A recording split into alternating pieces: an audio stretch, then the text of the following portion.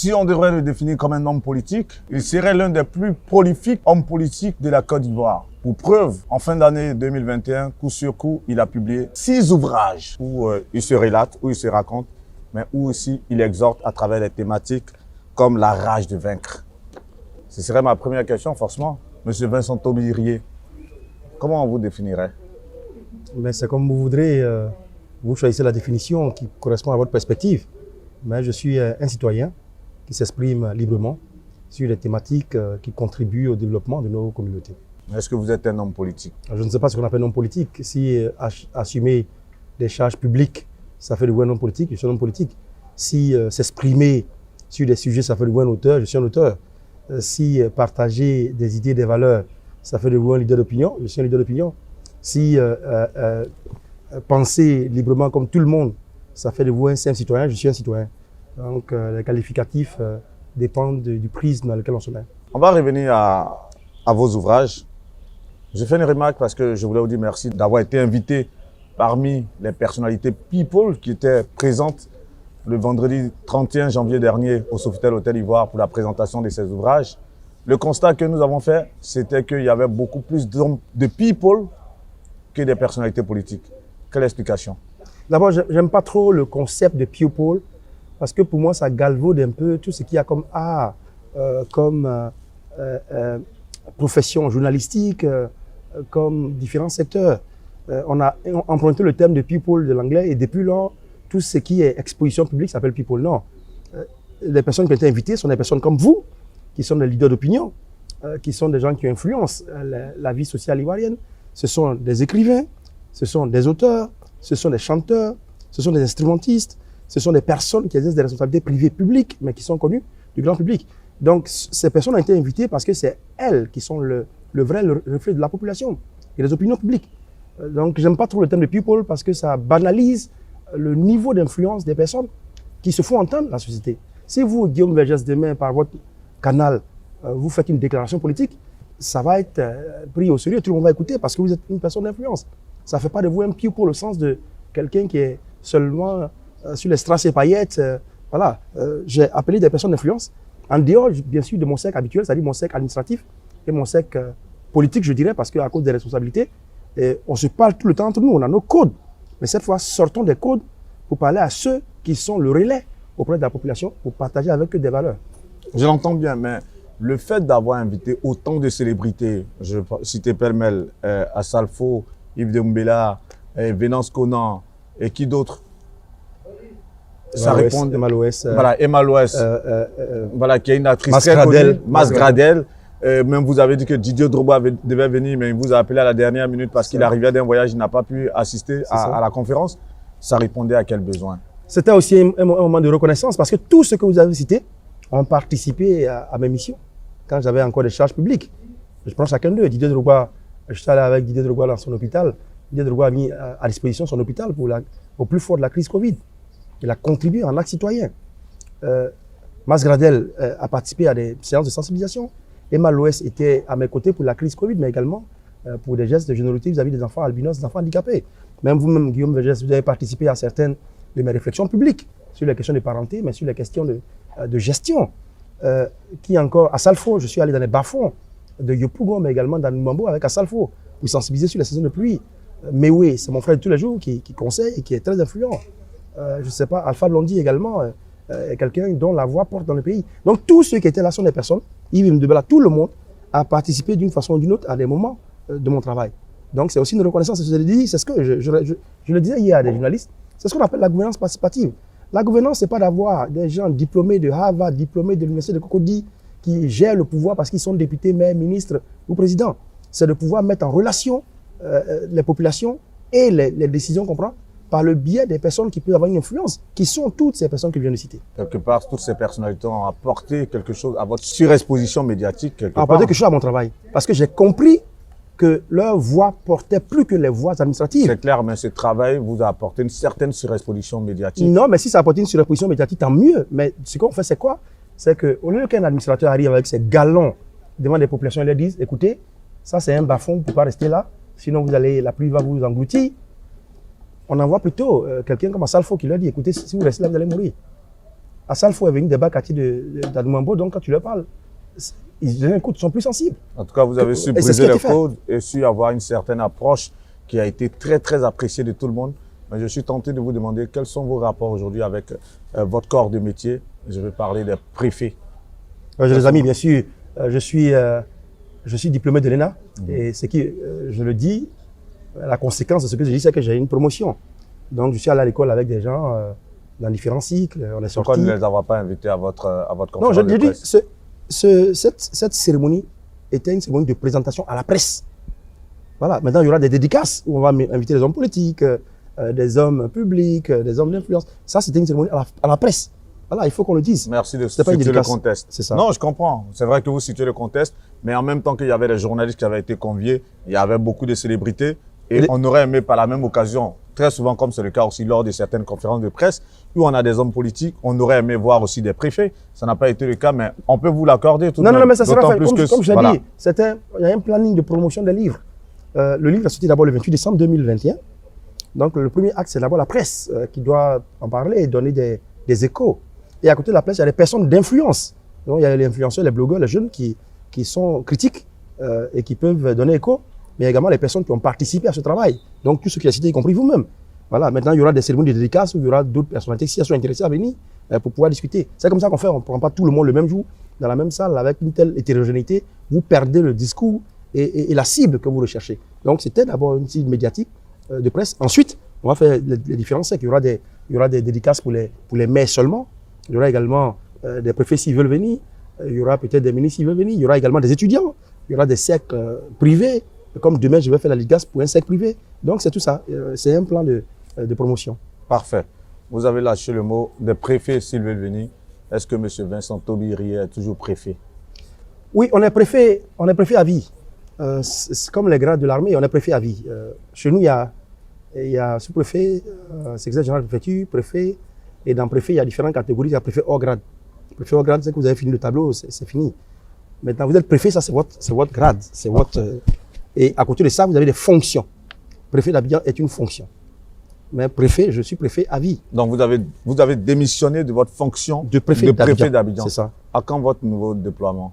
Non, mais je suis dans une période de disponibilité. Ça s'appelle la disponibilité. C'est une disposition prise dans l'administration ivoirienne qui permet à un fonctionnaire de se détacher pendant quelques temps pour mener à ses activités et puis revenir après s'il le souhaite. C'est vous qui avez demandé cette mise Oui, bien sûr, mais pour pouvoir faire ça, pour pouvoir faire mes activités et produire des livres, et faire des tournées et puis me consacrer à autre chose. C'est important dans la vie de prendre un peu de recul, d'avoir une petite zone d'inconfort pour explorer d'autres opportunités. La raison doit être assez profonde. Sur tous les plateaux de télé, vous êtes passé, vous n'avez pas voulu en tout cas les évoquer ouvertement.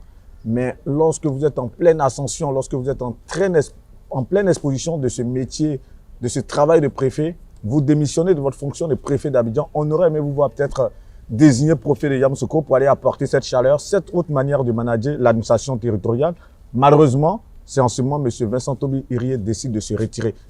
Est-ce qu'il y a un véritable problème avec le gouvernement ou bien avec le président Alassane Ouattara? Est-ce qu'on peut, pour refermer cette parenthèse pour une fois, est-ce qu'il y a un gros problème au point où vous ne voulez même pas travailler sur ce gouvernement? Non, ne mettez pas les choses comme ça. D'abord, définition. C'est quoi pour vous l'ascension professionnelle? C'est être au sommet? Pour moi, l'ascension professionnelle, c'est quand je suis capable d'ingénier et de faire des choses qui bénéficient aux communautés ou aux personnes qui bénéficient du travail que je fais. Mais pour moi, l'ascension professionnelle n'est pas forcément être au sommet. Et je l'ai répété lors de notre dernière interview ici, monsieur Vergès. En étant préfet, je suis descendu de 6 rangs. Je vous ai dit ça la dernière fois. Oui. Je suis descendu de 6 rangs. Parce que vous exercez la fonction directeur de cabinet. C'est ça. Du ministre d'État. Et à l'époque, à un moment donné, l'unique ministre d'État. Et je suis descendu de 6 rangs. Ça ne répond pas à ma question. Mais je sais, ça répond. Parce que quand vous dites, c'est très important. Pourquoi est-ce que... Laissez-moi répondre à votre question. Je vous en prie. Parce que quand vous parlez d'ascension professionnelle pour tout le monde, vous êtes sur une courbe ascendante sur le plan des nominations. Et il faut qu'elle soit comme ça ascendante. C'est ça qui donne sens à votre vie. Pour moi, ce n'est pas le sens de la vie.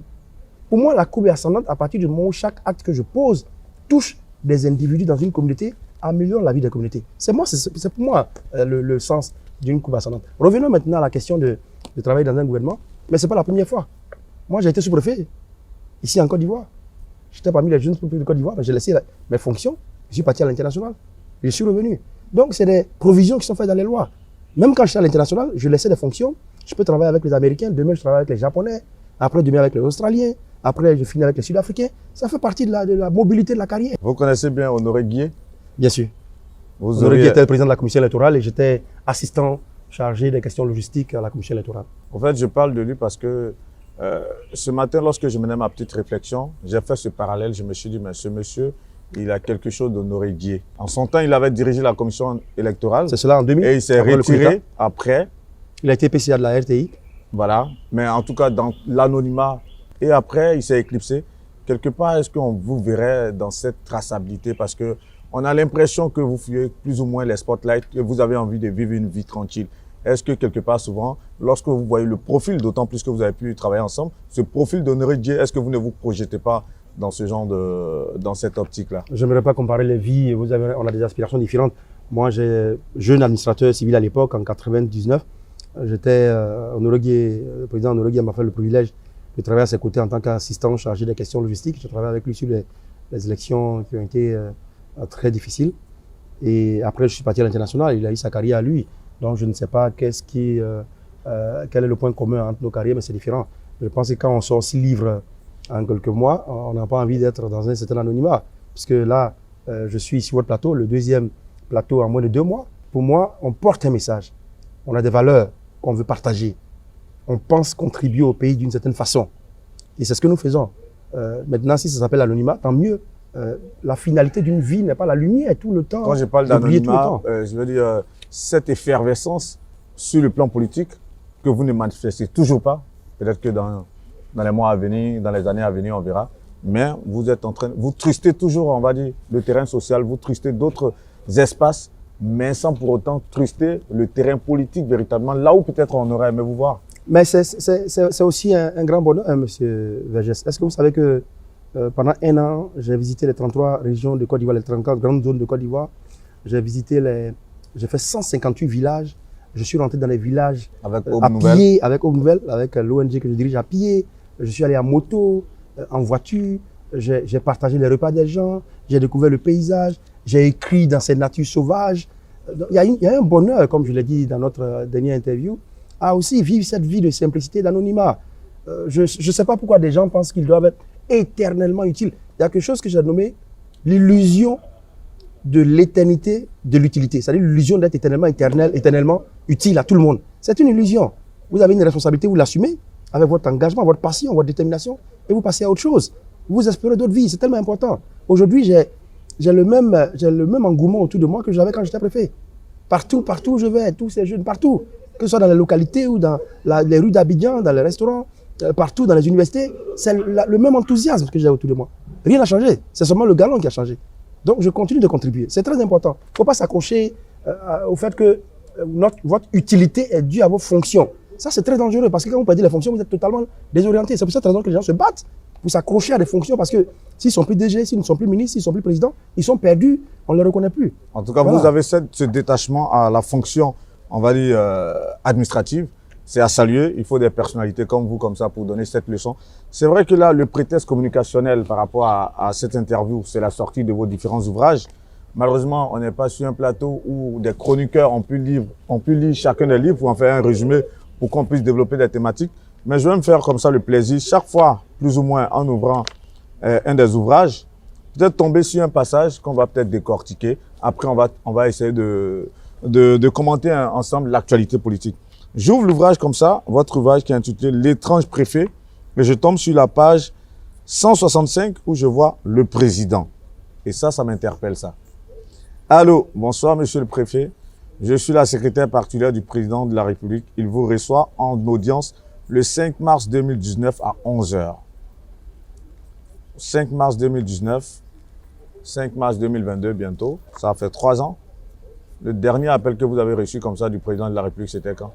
Non, le président de la République, je vous l'ai dit la dernière fois. Non, de sa secrétaire particulière comme ça. Oui, non, mais voilà, c'est ce que je veux dire. Je veux dire parce que forcément, il passera toujours par un internet. Bien sûr. Donc, ça, soit par sa secrétaire, par les chefs de cabinet ou autre. Enfin, on sait comment ça va fonctionner. Mais je veux dire, le dernier appel que vous avez reçu comme ça venant de la présidente de la République de Côte d'Ivoire, par le canal du président Alassane Ouattara, c'était quand? On laisse le 5 mars. Je recevais des appels quand j'étais en fonction, dans le cadre de mes fonctions. Aujourd'hui, je suis un citoyen ordinaire, donc il est normal que je n'ai pas le même type de relation. Mais sachez que dans l'administration, le président de la République a le pouvoir de nomination de tous les responsables administratifs. Donc, il peut appeler qui il veut, quand il veut.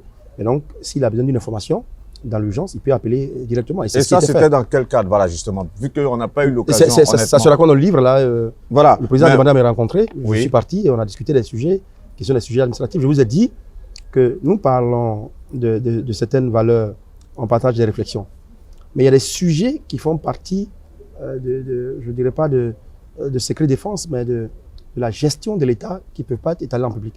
Mais le président rencontre, comme vous voyez en conseil des ministres, on vous donne les délibérations du conseil, mais on ne vous dit pas les détails des discussions et des contradictions qui sont dans le conseil. C'est la même chose. Donc le président m'a reçu, m'a fait l'honneur de recevoir, m'a fait l'honneur également de me parler à quelques occasions. Et c'est dans ce cadre-là que j'ai appris à le découvrir. Donc c'est ça, c'est pas événementiel. Le président appelle beaucoup de personnes comme ça, même des personnes anonymes. Nous voulons en savoir plus. Le Trogne préfet, c'est un des ouvrages, des 6 ouvrages sortis, écrits par M. Vincent Taubirier. Ça, on l'avait déjà décortiqué lors de la précédente interview. Le self-made man Ahmed Bakayoko, je ne vais pas ouvrir pour... La rage de vaincre. La rage de vaincre, la rage de vaincre. C'est illustré par des photos, le travail, on voit pas mal de choses. Forcément, vous développez des thématiques inhérentes à la vie. C'est cela. Ça n'a rien à voir avec l'administration, la politique, les institutions. C'est la force. C'est un recueil d'exhortation, quelque part. Non, ce n'est pas un recueil, c'est parce que parce que je vois des thèmes, oui, vanité, ça a une suite logique. OK. Parce que les jeunes sont en proie au doute souvent. Ils font des choses qui échouent. Tout à l'heure, avant l'émission, un de vos collaborateurs me disait qu'il y a des quartiers où les jeunes sont totalement en déperdition. Ça donne la drogue, ils ont perdu espoir. Et la rage de vaincre a pour mission de pouvoir réveiller ces choses-là en ces jeunes-là. En donnant nos propres exemples, nos échecs, nos joies, mais également notre opiniâtreté dans la conduite de certaines missions. Où on dit, moi c'est ce que je vais y arriver, quel qu'en soit le prix. Et donc cette combativité qu'il faut développer en soi, cette singularité, votre unicité dans l'univers, il faut la découvrir. Et tout en la découvrant, il faut pouvoir savoir que la vie est faite d'obstacles, de jalousie, de situations imprévues, d'étourdissements, mais que tout ça fait partie de notre évolution normale pour nous affiner dans la vie. Et c'est ça, la rage de vaincre. La plus grosse épreuve à laquelle vous avez pu faire face, vu qu'on parle de rage de vaincre, forcément, ça parle de, on va dire, ce réarmement moral que vous avez dû avoir dans votre vie pour pouvoir vous projeter chaque fois. Si on doit parler d'épreuves, l'une des épreuves qui vous a vraiment sonné dans votre carrière, dans votre vie, que vous pouvez relater à la faveur de cette interview, ce serait laquelle des épreuves? Bon, il y a eu beaucoup d'épreuves, je ne sais pas comment quantifier, mais il y a eu beaucoup d'épreuves. Il y a eu le 17, 3 qui vous ont vraiment marqué. Il y a eu le 17 coup sur coup de mes parents, de mes deux parents, de mes donc mon père et de ma mère, pendant que j'étais encore en poste à l'étranger. Et aujourd'hui encore, je n'ai pas encore évacué ce deuil-là. Il y a eu souvent aussi des situations sociales où la trahison. Justement, pour parler du décès de vos parents, vous voulez dédier cet ouvrage, oui. La rage de vaincre, à mon père Zamblé Bito Jano, à ma mère Gouilou Irié Juliette, à mon père Jean Charrier. Jean Charrier, ça m'interpelle. C'est votre père adoptif? Je dirais spirituel, parce que j'ai mon père, j'ai ma mère, mais au plus fort de la souffrance dans mon enfance, il y a un prêtre de la Société des missions africaines qui m'a pris sous son couvert, qui a accompagné ma scolarité, qui m'a guidé spirituellement, qui m'a couvé de son attention pour pouvoir avancer dans la vie. Donc je le considère comme mon père, comme mon géniteur spirituel, au même titre que ceux qui m'ont enfanté. Quelle image vous retenez de ce monsieur, Jean Charrier? Je pense que la sève de ma sensibilité à la misère, à la vie est venue de cette parenté-là. Cette humilité, parce que j'étais enfant de cœur quand j'étais petit. J'étais enfant de cœur pendant longtemps d'ailleurs, jusqu'à ce que je rentre pratiquement à l'université. Et donc, c'était un prêtre et je le suivais partout. Il allait dans les villages faire les messes et je servais également la messe avec le calice et tous les éléments qu'il y avait à côté. Et donc, j'ai retenu un peu cette grande humilité. Et ça m'a suivi toute ma vie jusqu'à aujourd'hui, ce devoir de servir les autres. Donc, je le considère comme mon père, au même titre que mon père biologique. Vos parents biologiques, vous les avez perdus coup sur coup, vous aviez quel âge? Non, mais j'étais un peu âgé quand même, mais j'étais en exil, j'étais dans la trentaine. Mais ils sont décédés. Vous étiez en exil? En exil professionnel. Ah, c'est-à-dire que j'ai quitté la Côte d'Ivoire, j'ai travaillé à l'étranger pendant un certain nombre d'années. Et donc, j'étais en Parce expatriation. qu'aujourd'hui, quand on parle d'exil, voilà, forcément, Oui, ça mais prend une autre connotation. Non, l'exil, il y a beaucoup de définitions de l'exil. Donc, je dirais plutôt que j'étais en exil, en professionnel, en expatriation, quand mes parents sont décédés. Pas seulement mon père et ma mère, mais des oncles, grands-pères, grand-mères. J'ai perdu une bonne partie de la famille quand j'étais en expatriation, alors que j'étais allé chercher, j'allais quérir des situations sociales confortables pour revenir. Et j'ai perdu tous mes parents derrière, et ça m'a beaucoup choqué. Et ensuite, il y a la vie sociale, où il y a les volte-face que vous découvrez dans la vie. Il y a des amis qui peuvent vous trahir, il y a des situations imprévues. L'une des plus grosses trahisons dont vous n'avez plus jamais vous remettre, c'est laquelle? Celle d'un ami, d'une femme? Il y en a quelques-unes, quand même. Les trahisons, il y en a quelques-unes. Ouais. Mais bon, ça fait partie de la vie. C'est ce que non, mais ça édifie, M. Vincent Taubirier. Moi, je veux des faits tangibles. C'est plus intéressant, c'est édifiant. De savoir que, voilà, un de vos amis proches ou bien votre femme, celle que vous aimiez, vous a trahi ou allé avec un de vos amis. Voilà des faits tangibles, des exemples palpables qu'on veut léguer à la génération. Ça, c'est des faits people. Mais je dis... Non, au-delà de la pipolisation de la chose. On est dans des faits tangibles. Moi, je peux vous dire tout de suite, il y a un ami qui m'a fait une grosse trahison, je peux ne pas le citer, mais décrit le fait, comment ça s'est passé. Oui, c'est ce que je dis. C'est ce qu'on attend de vous. C'est ce que je dis dans la rage 20, c'est ce que je dis. C'est parce que j'ai vécu ces choses-là que je le raconte en disant aux gens, on peut s'y passer. Il est arrivé dans les fonctions récentes, comme dans les fonctions internationales, que des amis aient planté le poignard dans le dos, qu'ils aient volontairement ingénié des histoires pour opposer, qu'ils aient fabriqué des événements pour les donner à des autorités pour que le regard sur vous change. Et ça, c'est des choses auxquelles on passe le temps. Ouais, mais ça, c'est... Là, vous étiez dans quel pays? Plus vous montez dans l'échelle sociale, et plus vous avez ça en Côte d'Ivoire, en Afrique du Sud, dans les différents pays où j'ai travaillé. Plus vous montez dans l'échelle sociale. Mais ce qui fait mal, c'est de savoir que c'est des amis très proches qui peuvent vous planter le poignard. Mais si vous vous contentez, si vous vous limitez à souffrir de telles trahisons sans vous élever, vous chutez.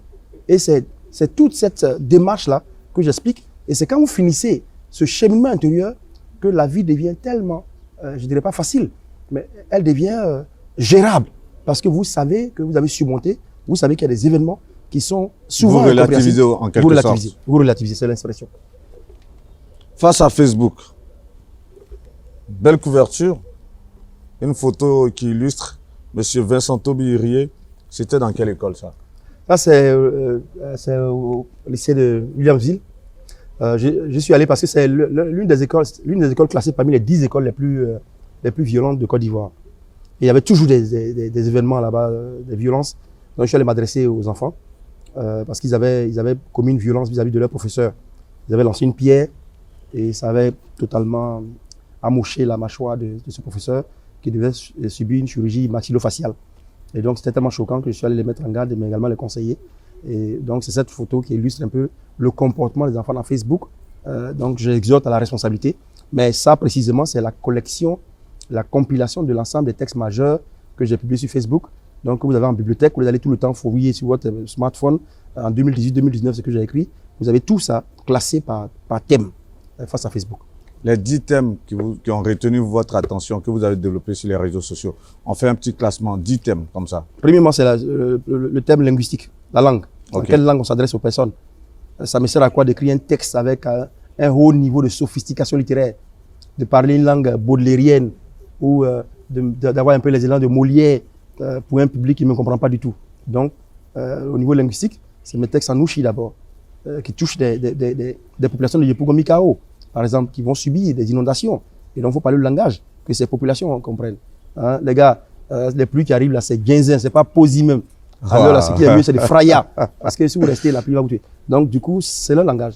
Il y a la question de l'école, l'éducation, dans laquelle je développe des thèmes où j'ai fait beaucoup d'écrits sur la question de l'éducation. Il y a la question de la sécurité, parce que en tant que responsable administratif, vous êtes en charge de la sécurité. Et si vous ne rassurez pas les populations, tout va de travers. Jour de colère.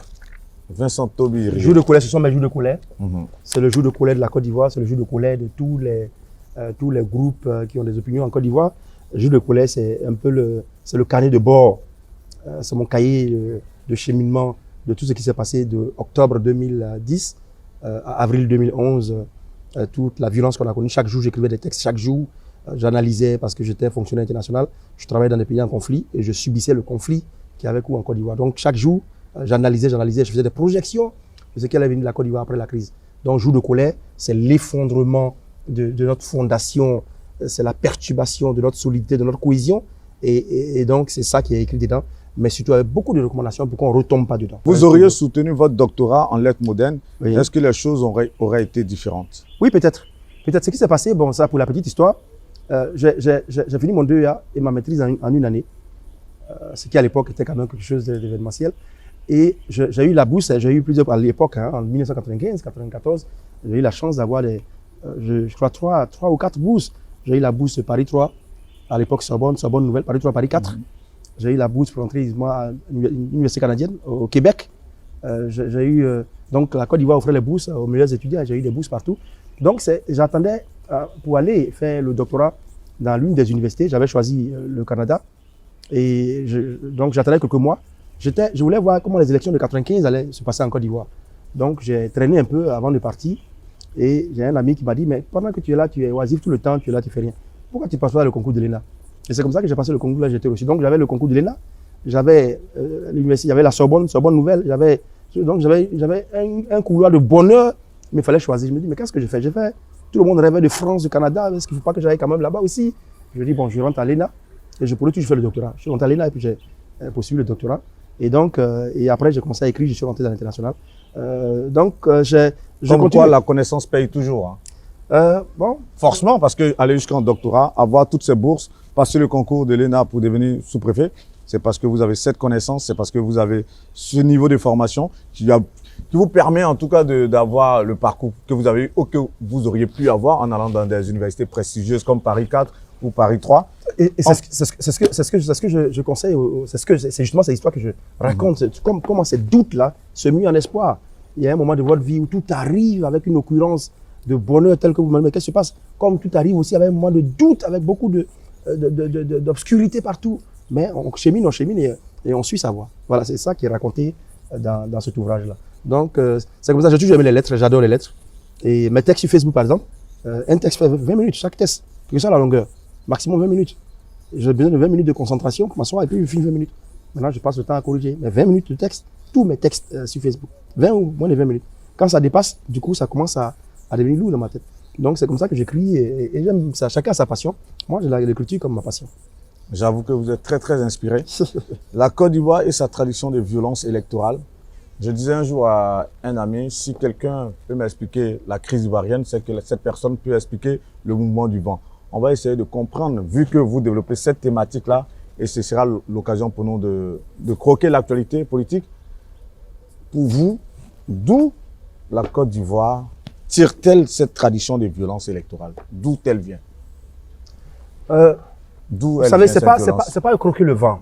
Tout s'explique en sociologie, en histoire, en sciences, en politique. Tout s'explique. Il y a rien. Au-delà des normes sociologiques, c'est-à-dire si on veut se positionner par rapport à la Côte d'Ivoire, parce que l'histoire politique de la Côte d'Ivoire a par moments été aussi travestie. Pour vous, vu qu'on parle de la tradition de violence électorale, d'où cette tradition de violence électorale, d'où elle vient? Pour s'en tenir à ça, sans la généralité. Hein. Non, ce n'est pas la généralité. Là, vous parlez maintenant de science, c'est-à-dire c'est la science de l'observation de la vie politique. D'abord, il faut savoir que la Côte d'Ivoire a une tradition de 10 ans de crise depuis notre indépendance.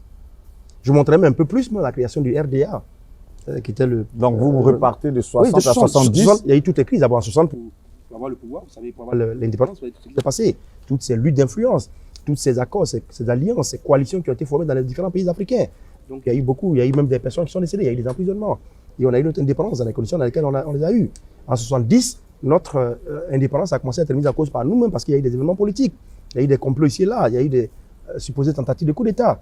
Et puis en 80 maintenant, on tombe encore dans un problème. On a eu les premières élections de décentralisation. C'était les premières élections ouvertes où il fallait nommer les chefs des circonscriptions décentralisées, donc les mairies. Il y a eu des violences terribles dans les villes comme Dabou. Il y a eu même des coups de feu qui ont été faits. Il y a eu des morts. Et c'est parti avec une crise économique qui a commencé dans les années 80 avec les ajustements structurels. On tombe en 90 avec le chute du mur de Berlin, avec tout ce qu'il y a comme événement, la chute du bloc de l'Est, et la réclamation du multipartisme dans les pays africains.